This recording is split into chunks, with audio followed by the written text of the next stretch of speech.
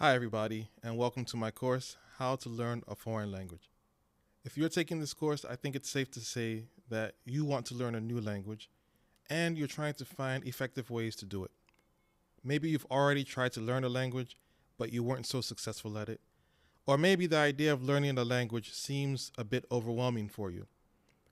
Maybe you don't know how to learn a language effectively.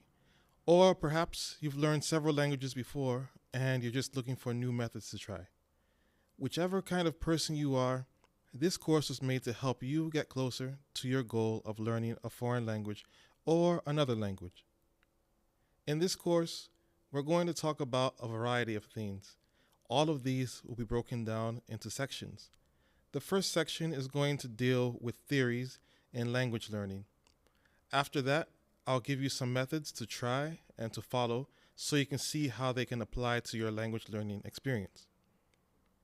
There'll also be some quizzes throughout this course, and these are meant to reinforce what was discussed in previous parts of the presentation. There's also going to be a useful advice section, and in the useful advice section, there are going to be tips to further your language learning progress. And finally, there's going to be a 6-month project. Think of it as a kind of 6-month challenge for yourself to learn the language of your choice. The goal of this project is to put you on your way to learning a new language or one that you're already working on. There are a few aims for this course, and we can break it down into 4 basic aims for you. The first aim is to help you to learn about language learning. After that, the second aim is to help you become a better and more efficient language learner. Our third aim is to increase and improve your self-confidence. And then finally, I want to show you how you can become an independent learner.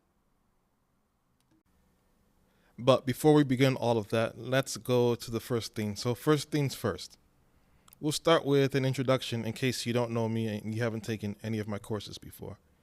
So my name is Bilal Bryan, and I'm from the United States, from the East Coast, near Washington, D.C.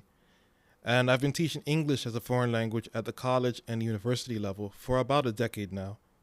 But I'm also a language student. I'm studying Arabic, and I've been doing that for the last few years and doing it more seriously for the last 2 years. I'm certified to teach English as a second language, and I also hold a master's degree in applied linguistics. So this course came about from different reasons and different experiences. The first reason came from me as a language learner. The more I learned and the more I saw, the more I kind of ironed out wasteful methods and started to see what's more effective. I learned from my own experience, but I also learned through reading and researching and finding information from other people who were effective language learners. And in addition to that, I also learned a lot from my students that I've taught, whether in the classroom in person or students that I've taught online at a distance.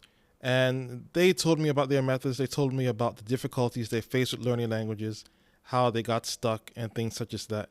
And even in my own case, I became stuck at an intermediate level with Arabic. I reached a plateau and I didn't see much growth coming. So I had to find ways that were effective. And thankfully, I did find those ways, and it helped me to overcome my plateau. So as a result, I decided that I wanted to share that information and those methods with other language learners so they don't have to spend as much time researching and looking for the information. I decided to compile all the things that I learned, the things that I experienced, into one course, which is this course, so that you can apply it to yourself, but also you may find that there are other methods that you can use, and you may find in your own experience that there's some kind of growth that comes through using methods of your own that are outside of this course, or you can combine methods from your own experience, from this course, and then from the experience of others as well to make it unique to your own personal situation. Now, one thing that I've noticed when it comes to language learning is that a lot of people have this idea that learning a language requires a special kind of talent, or they think that you have to be a certain kind of genius to be able to effectively and successfully learn another language, let alone 2 or 3 or 4 or 5. I've also seen people who think that you need to spend a lifetime in order to learn a language at a good level or at an advanced level. None of this is true. Learning a language can successfully be done by anyone, and it doesn't require a lifetime to do so successfully. There are many people who have learned 2, 3, 4, and even more languages, and you too can do the same. It just takes dedication, it takes strategies, it requires you having specific methods to use to learn. But once you learn it and once you have your own methods that you can use regularly, you can easily learn a second language, a third language, and so on. Right now, if you go online to YouTube, for example, and you search polyglots or how polyglots learn, you'll find a lot of people who started with only one language and then they learned many languages as adults. And they found what worked for them, they found what was effective, and they ended up learning many languages. They loved it so much that they continued on with their language journey, and they're continuing on right now. So it's not impossible, and these people are not geniuses. They're not people that were born differently. They're just people who found out how to learn languages, and then they followed the rules for themselves, and over time, they became proficient at language learning. So it's possible for anybody to do, as long as you stick with it, and as long as you have a plan, a goal, a strategy, and you follow through with those. So I've created this course to show you how to do it, and to help you plan a way forward to reaching your goal of speaking and using another language. This course, however, isn't something that's only passive. You're going to need to think critically. You'll have to do some tasks and also complete some quizzes to ensure that you've understood the past sections and the things that I've mentioned previously in the lectures. So because of that, you'll need to have some items with you for this course. And these will include, first of all, time to focus. And this course is going to need your attention because there's going to be a lot of information, and a lot of it might be new for you, or it might be a reminder of something that you knew before but that you forgot. There's also going to be exercises for you to do, so it's better if you're not distracted, if you can set aside some time, maybe 30 minutes one day, 40 minutes another day, and just focus on the course. Then that's going to help you to really absorb the information more easily and more readily. Very important, you're going to need an open mind as well. Some of the things that you'll learn in this course may not be the same as what you've learned in school or elsewhere when you were learning a language. In fact, it might run counter to those things. You have to be willing to see a new way and try a new way and new ways to see what possibilities are available to you. The more open your mind is, the greater the chance for you to really succeed in this program. Finally, you're going to need a notebook. This is important to keep track of the information that you learn and to do the exercises that I give you and to see how much progress you're making over time. Using a notebook is extremely important for this course. So who's this course for? Well, this course is for anyone who has an interest in language learning. If you're a student in school, it's for you. If you're learning privately with a teacher or learning on your own, it's also for you. But this is especially for those who have been trying to learn but have had limited results, and for those who are new to language learning and are searching for methods to begin their language learning journey with. If you're someone who dreams of being able to really learn a language, who wants to learn in an efficient way, and also wants to be an independent learner, this course is for you.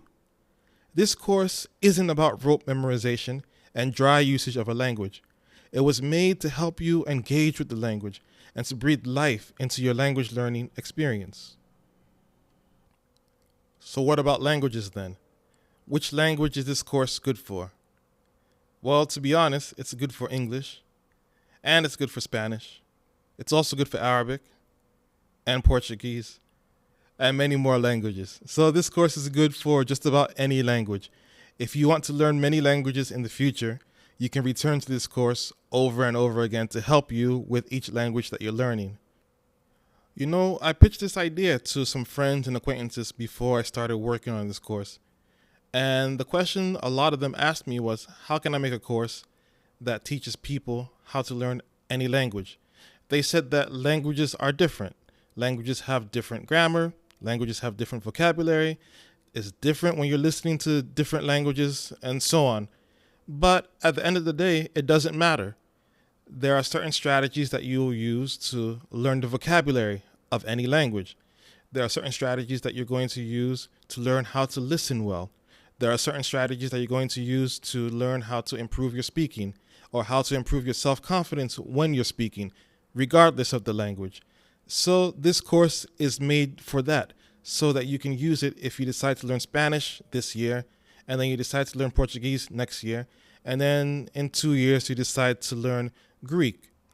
Essentially, it's applicable to just about any language where there's speaking involved or writing or reading or something such as that. So this course covers the basics of learning a language.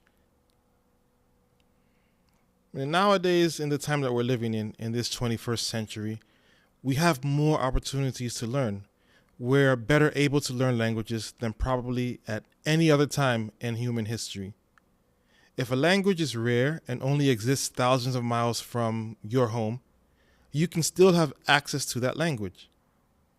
If you want to practice using a language, you can do so from the comfort of your home through the internet. There are an endless amount of software, audio programs, and books to help you learn a new language. And that's not even mentioning things such as YouTube. When it comes to language learning, we're probably living in the best time for it. On top of that, there are endless amounts of research that look into the best and most effective ways of acquiring a language. Language learning in the 21st century is a wonderful thing, and it's something that's attainable for all of us. Take advantage of what's in front of you, what's available to you, because you're living in an era that many people could only dream about generations ago. The possibilities in front of you are truly endless. So let's talk about language learning and defining what language learning is. What's language learning? Well, to clarify, what's commonly thought of as language learning is really what we call language acquisition. In simple terms, language acquisition is when we gain the ability to understand language and also to produce it, to make it. So when you go from not knowing a language to being able to understand what someone is saying, what they've written, and when you gain the ability to speak or to write in the language, this is what we call language acquisition. So there are two kinds of language acquisition. We have first language acquisition and we have second language acquisition. First language acquisition is gaining the ability to communicate in your mother tongue, your first language. Second language acquisition is gaining the ability to communicate in a language that is not yours or that's not your mother tongue. For example, if you're from the country Oman and you grow up speaking Arabic, your first language or your mother tongue is Arabic. If you learn Korean later in your life, we can say that you acquired Korean as your second language. For the purposes of this course, we'll be referring to language acquisition as language learning, since this is what many people call it outside of academic circles. To have learned a language doesn't mean that you're fluent and completely perfect in the language. But it also doesn't mean that you can learn to count, say the alphabet, and claim that you've learned a language. When we talk about learning a language, we mean that you're able to communicate and get your thoughts across to somebody else. Even if you can't do it with depth, and you're limited in how far you can go, we can still assume that you have learned a language. Remember, there are different levels with learning a language. There's intermediate, there's advanced, there's fluent, there's native level. So don't think that for you to have learned a language, you have to speak, write, or understand so well that the locals in a different country will be fooled into thinking you're a local too. It's a fun idea, but it's not necessary to consider yourself to have really learned a language. So now that we're talking about languages, a lot of people have this question: how long does it really take to learn a language? Remember earlier I told you that you're not required to study or to practice with a language for a lifetime. It doesn't take a lifetime to learn a language. But how long does it take? Well, let's say you want to get to a high level. You want to have awesome conversations without missing a beat. You want to understand what people are saying without asking them to repeat. So, how long would it take you to reach that level of conversational fluency? How long does it really take to learn a language? Well, that depends on several factors. The first factor is going to be affinity toward the language, its people, and its related culture or cultures. If you really love a culture, if you're enamored by the people, you're going to dive in and fully immerse yourself. A lot of people who love anime and Japanese culture end up studying, learning, and becoming fluent in Japanese because they want to dive deep into the culture without any barriers. The deeper your relationship, the stronger your attraction toward the people and culture, the easier it'll be for you to really go deep in the language. On the other hand, if you hate the culture, if you abhor the people, and want nothing to do with them whatsoever, it may be a difficult task to pick up this language. Note, I said it's going to be difficult, but not impossible. It only makes sense though, right? Think about it. Would you want to spend more time with something that you can't stand? Would you want to practice talking with people who you don't want to deal with? Probably not. And that'll limit your exposure to and your use of the language. So it's only natural that learning the language in such a situation would be more difficult than it would be if you actually had an affinity or some love toward the language and everything that's connected to it. Another factor in the amount of time it'll take you to learn a language is your experience with language learning, your prior experience. If you've learned a language in the past, you might have some transferable knowledge and skills to help you with language learning and learning more languages in the future. You'll carry your techniques with you, and so you're not confused about how to learn. You may also have more patience. Since you know that it took you a certain amount of time to learn a language in the past, you'll probably be willing to stick with learning the language for a longer amount of time than someone who has never learned a language before. It's like playing sports. If you've never played any sports before, it might be hard for you to start and continue in the beginning. But if you've played a certain sport to a high level, you might be able to deal with trying different sports because you know what's required and you have a previous foundation to work from.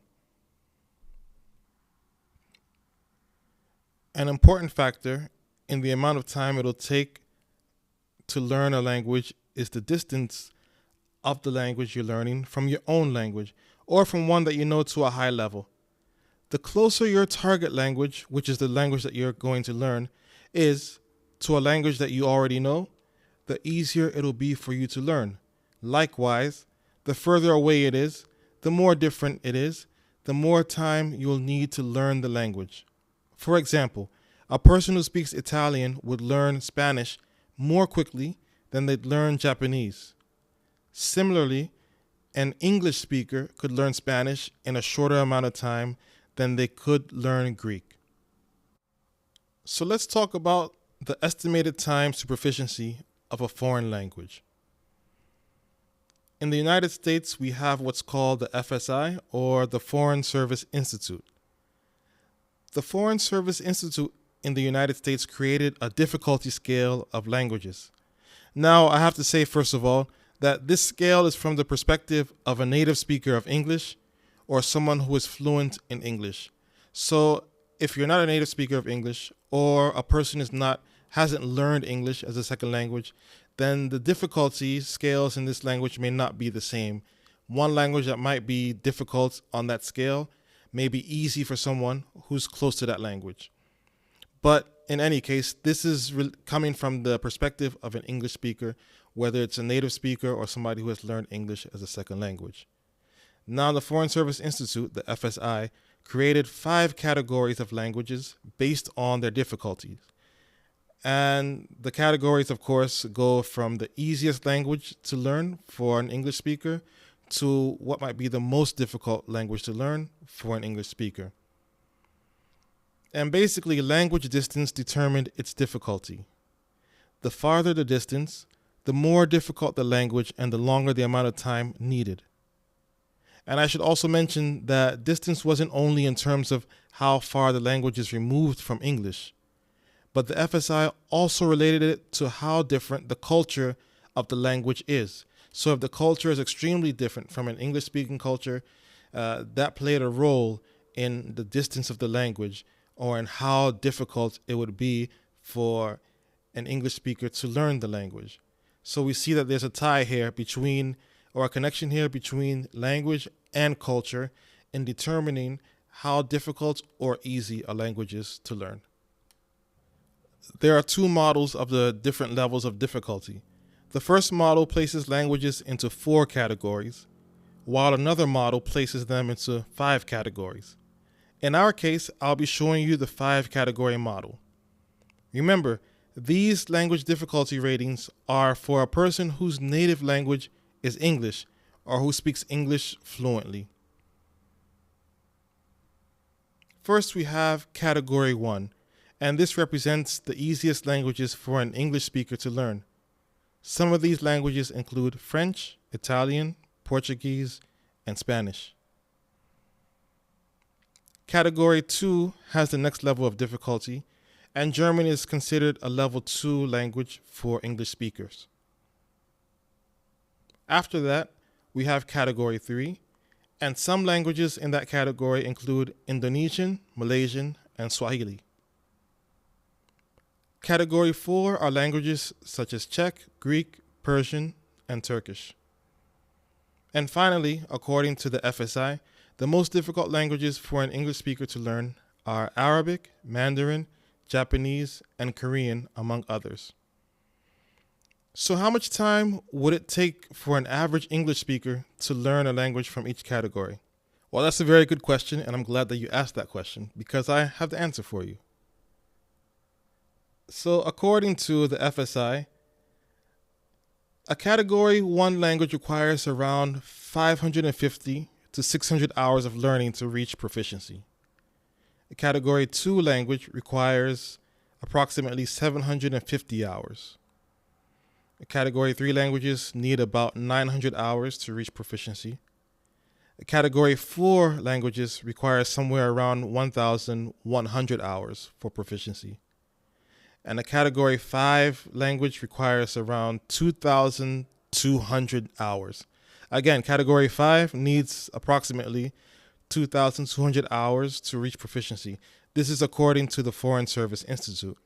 So you can see a huge difference in the amount of time that's required to reach proficiency in a language based on its distance and difference from your own language. So how can we translate those hours into calendar time?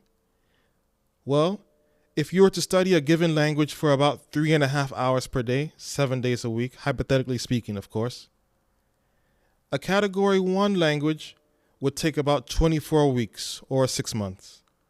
A Category 2 language would require about 30 weeks or 7.5 months to reach proficiency. And again, this is from the perspective of an English speaker. A Category 3 language would require about 36 weeks or 9 months. A Category 4 language would require about 44 weeks or 11 months. And a Category 5 language would need about 88 weeks or 22 months, almost 2 years. So that's some real commitment there. For those of you who are English speakers who are trying to learn Arabic or Mandarin, you're going to need to be committed and to really last. And again, I said this is for people who might be learning a language for 3.5 hours each day, 7 days a week. They would be able to reach proficiency by about 2 months in a Category 5 language. So you can see it takes time to learn languages. And depending on the language that you're learning and how far away it is from your own language, it can take a short amount of time or it can take a longer period. Also, to be honest, don't fret about the 3.5 hours a day. Hours per day aren't only the amount of time that you spend doing grammar, drills, filling the blanks in a textbook. It's about the amount of time that you spend with the language. You're listening, you're watching of TV shows, you're reading books, talking to people, writing the comments online. All of these things count toward your hours of usage. So now you have an idea of how long it'll take to learn a language, at least approximately, and at least according to the standards of the Foreign Service Institute. So language learning is a journey, and like most journeys, a plan and a roadmap will help you to reach your final destination. Likewise, in our course, we're going to follow a roadmap so we can successfully reach our destination together. The first part of our journey is going to focus on theory. In that section, we'll talk about the things that can make it tougher for you to learn a language and how to overcome them. We'll also talk about the mindset and attitude that you need to have and the habits that are necessary for you to truly learn a new language. At the end of the theory section, I'll talk about goals, why they're important, and how to set them, and then you'll make your own set of goals for the language that you want to learn. The second part of the course will deal with language learning methods that you can and that you should do to help you meet your goal.